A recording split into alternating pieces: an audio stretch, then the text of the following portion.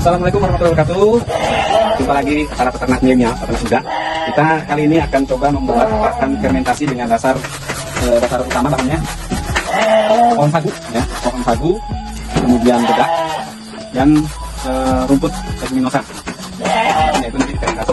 Untuk memudahkan proses pencoperan batang sagunya, kita potong kecil-kecil terlebih dahulu. Setelah dipotong menjadi beberapa bagian baru, kita lakukan pencoperan. Setelah proses pencoperan atau pencetakan batang sagu, berikutnya kita langsung ke proses pengolahan pembuatan fermentasinya. Sagu diratakan agar mudah untuk mengoplos bahan. Setelah sagu diratakan, di atasnya bisa menggunakan kacang rumput atau kacang-kacangan, ya. Dirata. Kemudian kita siapkan molasses, atau kalau tidak ada molasses bisa pakai air gula aren lengkap. Dengan biostarter kita pakai 4 atau merek lain nggak apa-apa. Dengan perbandingan kalau 4 untuk bahan baku 1 kilogram cukup dengan 2 tutup botol. Setelah E4 dimasukkan yaitu dalam molasses atau air gula, didiamkan dulu kurang lebih setengah jam agar dia mikrofilmnya itu hidup dulu dari dia tidur panjangnya dalam botol kemasan. Sambil menunggu molassesnya tercampur dengan E4 dengan baik, kita taburkan dulu dedaknya. Dedak ini jumlahnya menyesuaikan dengan tingkat kandungan air dan bahan yang kita pakai. Semakin basah bahan yang kita pakai, semakin banyak dedak yang dibutuhkan.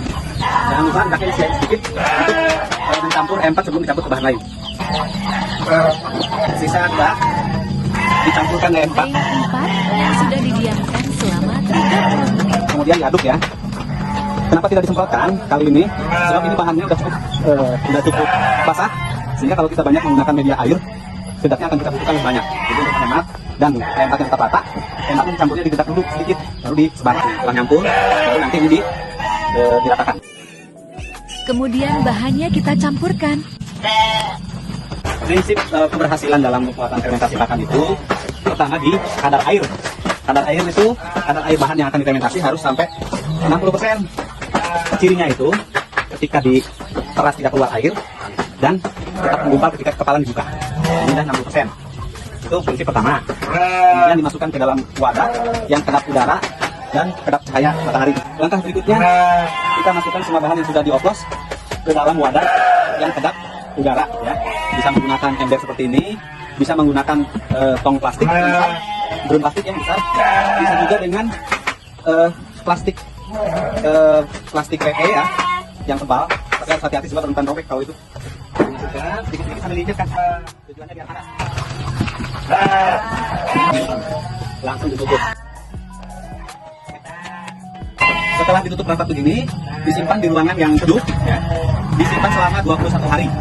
Nanti ciri kalau dia berhasil itu warna hampir mendekati seperti ini, walaupun berubah juga hanya sedikit berubah, dan tercium aroma tape, aroma tape wangi gitu, ya. Itu berarti berhasil. Nah kalau gagal, dia berubah warna jadi warna coklat gelap dan bau busuk, itu berarti dia gagal, bahkan sampai hitam itu.